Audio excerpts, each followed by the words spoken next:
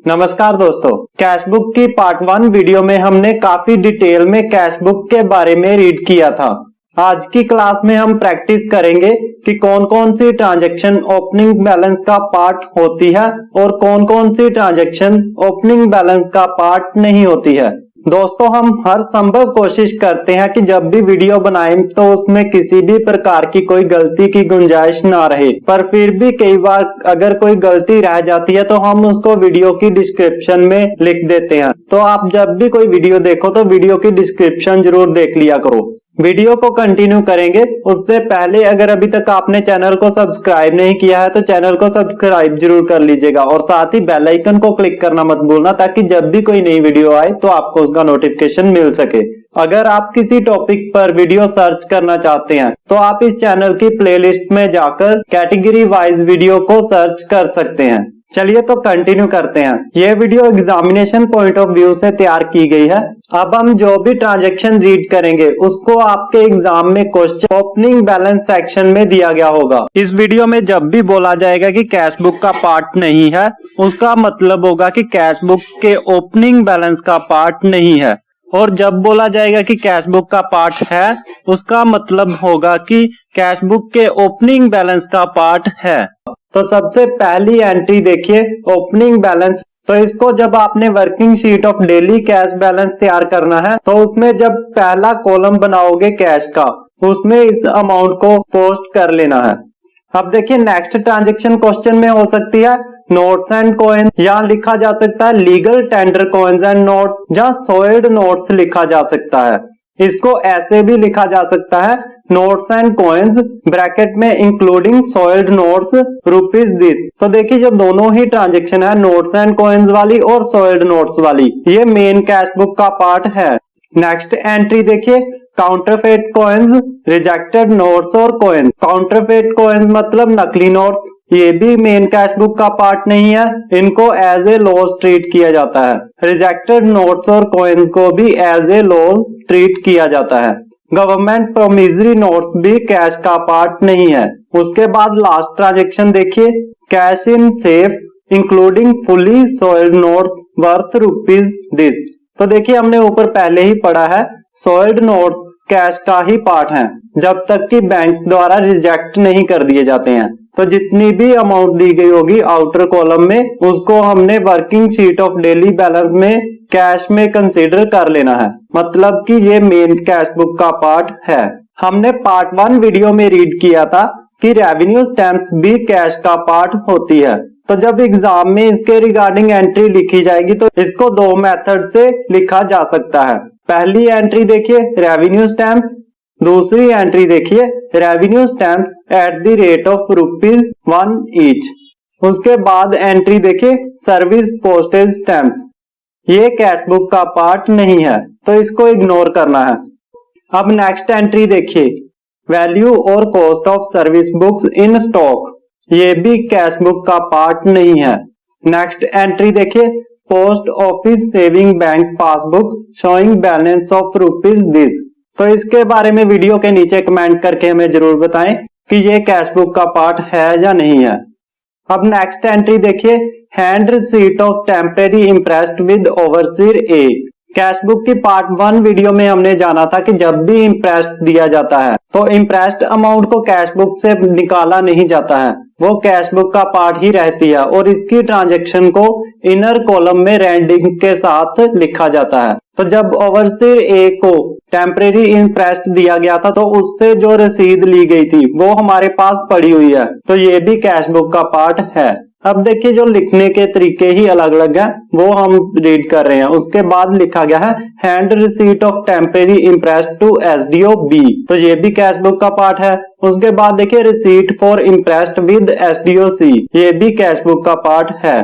उसके बाद लिखा गया है temporary imprest given to overseer for muster roll payment, ये भी इम्प्रेस्ड ही है तो ये भी कैशबुक का पार्ट है। नेक्स्ट ट्रांजैक्शन देखिए ध्यान से पढ़िएगा, ये काफी इंपॉर्टेंट है। Cheque number and dated endorsed in favour of SDO towards imprest. तो देखिए हमने कैश बुक की पार्ट 1 वीडियो में रीड किया था कि जब किसी और पार्टी की फेवर में चेक लिखा जाता है तो वो ओपनिंग बैलेंस का पार्ट नहीं होता है, पर यहाँ पर देखिए चेक जो लिखा गया है उससे इंप्रेस्ड दिया गया है, तो ये चेक की अमाउंट कैश बुक का पार्ट ही रहेगी, क्योंकि हमने पहले इसको कैश विड्रॉल की तरह ट्रीट करना होता है और फिर रेडिंग से इंप्रेस्ड देने की ट्रांजेक्शन को बुक करना होता है। उसके बाद देखिए इंप्रेस्ड विद सबॉर्डिनेट्स और SDOs A and B rupees dash each. तो इस केस में देखिए आपको अमाउंट जो दी गई होगी वो एक पर्सन की दी गई होगी, तो आपने दोनों के लिए उसको डबल करके कैश बुक में लिखना होता है। उसके बाद ट्रांजेक्शन देखिए hand receipt towards advance of pay and traveling allowance given to JE of K subdivision on dated on transfer in view of emergency। अब देखिए कंफ्यूज करने के लिए इतनी सारी डिटेल दे रखी है, पर एक्चुअल में ये टेम्परेरी एडवांस है और टेम्परेरी एडवांस भी मेन कैश बुक का पार्ट ही रहता है। अब देखिए as per rule temporary advance कब दिया जाता है? जब बिल पास कर दिए जाते हैं तो उनकी पेमेंट करने के लिए सबॉर्डिनेट्स को अमाउंट दे दी जाती है कि इन पास बिल की पेमेंट कर दो, तो वो टेम्परेरी एडवांस दिया जाता है जो कि मेन कैश बुक का पार्ट ही रहता है। तो इस केस में देखिए उन्होंने बिल पास करवाए होंगे पे और ट्रैवलिंग अलाउंस के, और के सब डिवीजन के जे को उसकी अमाउंट पे कर दी गई होगी ताकि वो उसको पे कर सके। अब नेक्स्ट देखिए deposit at call receipt of SBI received from contractor A as security deposit. तो डिपॉजिट एट कॉल रिसीट क्या होती है? कॉन्ट्रैक्टर ए ने एक हैंड रिसीट लिखकर दी है कि जब भी डिवीजन डिमांड करेगी तो वो उसकी अमाउंट को उसी टाइम डिपॉजिट करवा देगा, तो इसको कैश बैलेंस का पार्ट माना जाता है। तो इसको working sheet of daily cash balance में column deposit at call receipt from contractor A लिखकर लिखेंगे। उसके बाद देखिए ट्रांजैक्शन है security deposit from contractor as under. पहली एंट्री दी गई है deposit at call receipt of SBI from contractor Y, तो ये तो पहली एंट्री की तरह ही है, कैश बुक का पार्ट है। उसके बाद देखिए दिया गया है fixed deposit receipt of UCO bank from contractor Z. तो जो फिक्स्ड डिपॉजिट की अमाउंट होती है वो कैश बुक का पार्ट नहीं होती है। उसके बाद दिया गया है national saving certificate tendered bye cashier. National saving certificate भी कैश का पार्ट नहीं होता है। उसके बाद दिया गया है deposit at call receipt of SBI as EMD from contractor B whose tender accepted on dated। तो ये भी डिपॉजिट एट कॉल रिसीट है, ये भी कैश बुक का पार्ट है।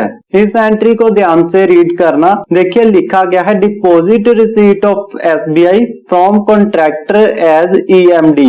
एग्जाम में कई बार इसको आप देखकर कंफ्यूज हो सकते हैं, क्योंकि डिपॉजिट एट कॉल रिसीट और डिपॉजिट रिसीट कई बार सेम लगता है, पर डिपॉजिट रिसीट का मतलब है डिपॉजिट, तो ये भी कैश बुक का पार्ट नहीं है। उसके बाद देखिए EMD in form of NSC। अब देखिए NSC है नेशनल सेविंग सर्टिफिकेट, तो हमें पता चल गया कि ये कैश बुक का पार्ट नहीं है, पर इतनी सारी डिटेल दे रखी होती है हमें कंफ्यूज करने के लिए, तो इसको रीड करते हैं EMD in form of NSC duly pledged from supplier whose tender was opened on dated। उसके बाद फिर से देखिए deposit receipt of Punjab national bank towards advance security, तो ये भी डिपॉजिट है, कैश बुक का पार्ट नहीं है। फिर से दिया गया है deposit received from contractor A for the work construction of overhead tank for केंद्रीय विद्यालय संगठन, ये भी डिपॉजिट है, ये भी कैश बुक का पार्ट नहीं है। उसके बाद एंट्री देखिए काफी इंपॉर्टेंट है, एग्जाम में आपको कंफ्यूज कर सकती है ये वाली entry. Fixed deposit receipt bracket में दिया गया है पेबल आफ्टर 6 मंथ्स, तो हमारे लिए तो वही कैश का पार्ट है जिसको इमीडिएटली कैश में कन्वर्ट किया जा सकता है, जैसे कि डिमांड ड्राफ्ट, सेल्फ चेक इत्यादि। और फिक्स्ड डिपॉजिट 6 महीने बाद जो मैच्योर हो रहा है वो कैश बुक का पार्ट नहीं है। अब स्क्रीन पर देखिए demand draft on bank of India received in payment of government dues. Demand draft है, कैश बुक का पार्ट है। Demand draft dated on State Bank of India from higher bidder in an auction of furniture, ये भी cash book का part है। अब third transaction देखिए, important है।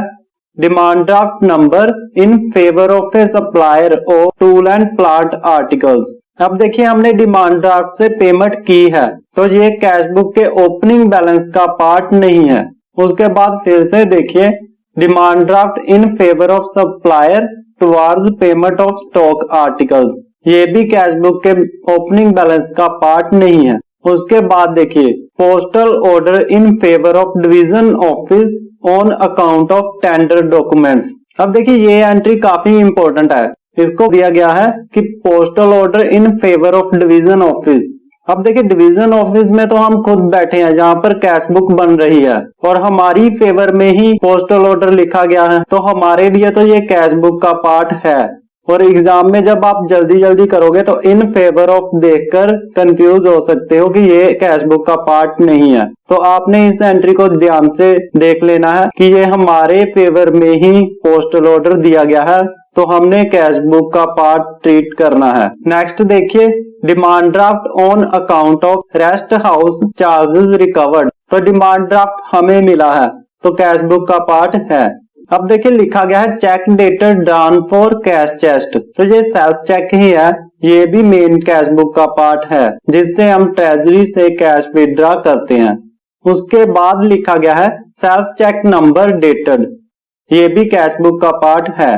Cheque number in favour of contractor X for work construction of school, तो जो opening balance में ये चेक दिया गया है, ये कैश बुक में ओपनिंग बैलेंस का पार्ट नहीं है क्योंकि हमने इस चेक से पेमेंट की है। उसके बाद फिर से देखिए, cheque number dated payable to contractor A. अब देखिए ये तो फिर से वही है, कॉन्ट्रैक्टर ए की फेवर में चेक ड्रा किया गया है, तो ये भी कैश बुक की ओपनिंग बैलेंस का पार्ट नहीं है। अब देखिए cheque endorsed in favour of SDO towards imprest, तो एसडीओ को इम्प्रेस्ड देने के लिए चेक ड्रा किया गया है, तो ये कैश बुक का पार्ट है। अब देखिए cheque drawn in favour of contractor A in lieu of cancelled cheque. अब देखिए हमें तो पहले ही पता चल गया है कि कॉन्ट्रैक्टर ए की फेवर में चेक दिया गया है, तो कैश बुक का पार्ट नहीं है। अब देखिए कॉन्ट्रैक्टर ए की फेवर में चेक ड्रा किया गया है, तो कैश बुक की ओपनिंग बैलेंस का पार्ट नहीं है। अब इस ट्रांजैक्शन को ध्यान से पढ़िएगा, ये भी एग्जाम में आपको कंफ्यूज कर सकती है। Cheque number received from contractor B for issue of new cheque against this time barred cheque. अब देखिए हमें चेक रिसीव हुआ है, पर ये हमारी कैश बुक का पार्ट नहीं है। क्यों? क्योंकि हमने पहले जो चेक कॉन्ट्रैक्टर बी को इशू किया था वो टाइम बार्ड हो गया है और उसने उसको वापस दिया है कि मुझे नया चेक दो इसके अगेंस्ट। तो ये एक्चुअली कॉन्ट्रैक्टर बी के फेवर में ही चेक देने के लिए वापस किया गया है और इसको हमने कैश बुक की इनर साइड में रेड इंक से बुक करना होता है। अब देखिए cheque drawn in favour of contractor M lying undelivered, तो ये भी ओपनिंग बैलेंस का पार्ट नहीं है। Cheque in favour of contractor A on account of final bill lying in chest is shown to be cancelled, the contractor refuse to take payment of bill. कितनी सारी detail दे रखी है, पर contractor ए की favour में check draw किया गया है, तो कैश बुक का पार्ट नहीं है। अब देखिए दिया गया है private self cheque number of XEN यानी कि executive engineer, the amount was paid to him as it could not be collected from the bank. तो देखिए जब सेल्फ चेक आ जाए, जब प्राइवेट सेल्फ चेक आ जाए, हमारे लिए तो वो कैश ही है क्योंकि हम उसको बैंक में देकर कैश रिसीव कर लेंगे, तो ये भी कैश बुक का पार्ट है। सेकंड एंट्री देखिए, private self cheque from the action encashed from the division chest as the bank was closed on that date। अब देखिए एक्चुअली ये ट्रांजैक्शन है क्या। ओपनिंग बैलेंस में जब भी इस तरह की ट्रांजैक्शन दी जाती है वो हमेशा प्रीवियस मंथ की ट्रांजैक्शन होती है। तो प्रीवियस मंथ की लास्ट डेट को क्या हुआ होगा कि बैंक क्लोज होने की वजह से प्राइवेट सेल्फ चेक चेस्ट में रखकर कैश दे दिया गया होगा, इसलिए ओपनिंग बैलेंस में कैश को पिछले महीने में ही रिड्यूस करके उसकी जगह पर प्राइवेट सेल्फ चेक दे दिया गया होगा। तो हमने भी ओपनिंग बैलेंस में प्राइवेट सेल्फ चेक को मेन कैश बुक का पार्ट ही ट्रीट करना है। और उसके बाद जब भी इसको इनकैश कर दिया जाएगा, इस बैलेंस को रिड्यूस करके फिर से कैश बैलेंस इंक्रीज हो जाएगा। नेक्स्ट एंट्री देखिए, received cash from treasury on account of pay and allowance of office of establishment. अब देखिए, पे एंड अलाउंसेस को सब्सिडरी कैश बुक से पे किया जाता है और पेमेंट करने के लिए सब्सिडरी कैश बुक होल्डर को एक चेक दे दिया जाता है और वो उसको बैंक से ड्रा करके पेमेंट करता है। तो ये ट्रांजैक्शन सब्सिडरी कैश बुक की ट्रांजैक्शन है। सब्सिडरी कैश बुक होल्डर ने ट्रेजरी से कैश प्राप्त किया है, तो मेन कैश बुक के ओपनिंग बैलेंस का पार्ट नहीं है। नेक्स्ट ट्रांजैक्शन देखिए, cheque dated on the local branch of SBI from X on account of rent. अब इसको ध्यान से देखिए, from X on account of rent, तो X ने हमें चेक द्वारा रेंट पे किया है, तो ये भी हमारी मेन कैश बुक का पार्ट होगा। Cheque received from Axian on account of hire charges of tool and plant, cheque receive हुआ है, तो ये भी मेन कैश बुक का पार्ट है। Cheque on SBI received towards rent, ये भी पार्ट है। Bank draft towards rent to residential building, bank draft प्राप्त हुआ है, ये भी मेन कैश बुक का पार्ट है। Draft for rent of canal bund from series C, ये भी मेन कैश बुक का पार्ट है। Self cheque drawn for cash in chest, ये भी ओपनिंग बैलेंस का पार्ट है। Cheque drawn in name of contractor D not delivered yet, तो contractor D के फेवर में है चेक, ये ओपनिंग बैलेंस का पार्ट नहीं है। अब नेक्स्ट ट्रांजैक्शन देखिए, इसको रीड करने से पहले आप समझ लीजिए कि जब भी रिफंड किया जाता है, रिफंड मतलब जब भी एक्सेस पेमेंट होने की वजह से रिकवरी की जाती है, जिसको रिफंड करना बोलते हैं, उसको मेन कैश बुक में ही बुक किया जाता है। सब्सिडरी कैश बुक में उसको बुक नहीं किया जाता है। यहाँ देखिए लिखा गया है, refund of festival advance not utilized by a clerk of the exchange office, तो ये भी मेन कैश बुक का ओपनिंग बैलेंस का पार्ट है। Cheque number from AEX on account of refund of leave travel concession overdrawn in previous month, ये भी part है। Refund of festival advance unutilized by the clerk of exchange office, ये भी book किया जाएगा। Cheque from चौकीदार Z refund of fan advance, ये भी बुक किया जाएगा। Cheque on local bank from X towards refund of TA advance drawn earlier, ये भी मेन कैश बुक के ओपनिंग बैलेंस का पार्ट है। अब नेक्स्ट ट्रांजैक्शन को रीड करने से पहले एक बात समझ लीजिए कि सब्सिडरी कैश बुक में सिर्फ रेगुलर एस्टेब्लिशमेंट की ही ट्रांजैक्शन बुक की जाएगी और वर्क चार्ज एस्टेब्लिशमेंट की ट्रांजैक्शन सिर्फ मेन कैश बुक में बुक की जाएगी। अब देखिए, undisbursed amount of TA advance of a clerk belonging to exchange office, तो रेगुलर एस्टेब्लिशमेंट है, तो ये सब्सिडरी कैश बुक की ट्रांजैक्शन है, तो मेन कैश बुक के ओपनिंग बैलेंस का पार्ट नहीं होगा। TA advance payable to a clerk of divisional office, ये भी एक तरह से अनडिस्बर्स्ड TA एडवांस ही है रेगुलर एस्टेब्लिशमेंट का, तो ये सब्सिडरी कैश बुक का पार्ट है, इसलिए मेन कैश बुक के ओपनिंग बैलेंस में नहीं आएगा। अब देखिए, undisbursed transfer TA advance of staff, ये भी सब्सिडरी कैश बुक का पार्ट है, मेन कैश बुक के ओपनिंग बैलेंस में नहीं आएगा। फिर से लिखा गया है अनडिस्बर्स्ड पे ऑफ स्टाफ, इसको भी बुक नहीं किया जाएगा। GPF एडवांस, इसको भी बुक नहीं किया जाएगा। Undisbursed amount of TA advance of head clerk, regular establishment है, ये भी सब्सिडरी कैश बुक में बुक किया जाएगा, मेन कैश बुक के ओपनिंग बैलेंस का पार्ट नहीं है। Undisbursed LTC of work charge establishment, तो अब देखिए वर्क चार्ज एस्टेब्लिशमेंट का अनडिस्बर्स्ड बैलेंस है, तो ये मेन कैश बुक में ही आएगा। अगर आपने हमारी वर्क अब्स्ट्रैक्ट वाली वीडियोस देखी होगी तो आपने देखा होगा कि जब भी वर्क चार्ज एस्टेब्लिशमेंट की लेबर की पेमेंट की जाती थी तो जितनी एक्चुअल पेमेंट होती थी वही बुक की जाती थी और बैलेंस अमाउंट को जब भी दोबारा से पे किया जाता था उसी टाइम बुक किया जाता था। पर रेगुलर एस्टेब्लिशमेंट के केस में अनडिस्बर्स्ड को कंसीडर ना करते हुए ग्रॉस अमाउंट को ही बुक कर लिया जाता था। तो ये वाली एंट्री मेन कैश बुक के ओपनिंग बैलेंस का पार्ट है। उसके बाद देखिए undelivered cheque on account of scooter advance. Scooter advance regular establishment के एम्प्लॉइज को दिया जाता है, तो मेन कैश बुक का पार्ट नहीं है। Undisbursed pay and TA of work मिस्त्री बोर्न ऑन रेगुलर एस्टेब्लिशमेंट, तो ये amount subsidiary cash book holder के पास पड़ी हुई है, तो ये भी मेन कैश बुक के ओपनिंग बैलेंस का पार्ट नहीं है। Undisbursed travelling allowance of work charge employ borne on regular establishment, तो ये भी रेगुलर एस्टेब्लिशमेंट की पेमेंट है, सब्सिडरी कैश बुक होल्डर के पास पड़ी हुई है, मेन कैश बुक के ओपनिंग बैलेंस का पार्ट नहीं होगी। उसके बाद देखिए undisbursed amount of pay and allowances of work charge staff converted into regular establishment, तो जिनको रेगुलर एस्टेब्लिशमेंट में कन्वर्ट कर दिया गया है तो उनकी पेमेंट भी सब्सिडरी कैश बुक होल्डर के पास ही पड़ी होगी, तो ये भी मेन कैश बुक के ओपनिंग बैलेंस का पार्ट नहीं होगी। तो दोस्तों उम्मीद है आपको आज की वीडियो पसंद आई होगी। अगर इस वीडियो में किसी भी प्रकार की आपको कोई कमी दिखती है तो हमें कमेंट सेक्शन में जरूर बताएं, और अगर आपकी कोई क्वेरी है तो आप हमें हमारी ईमेल आईडी finastyacademy@gmail.com पर भेज सकते हैं। मिलते हैं नेक्स्ट वीडियो में। Thank you so much.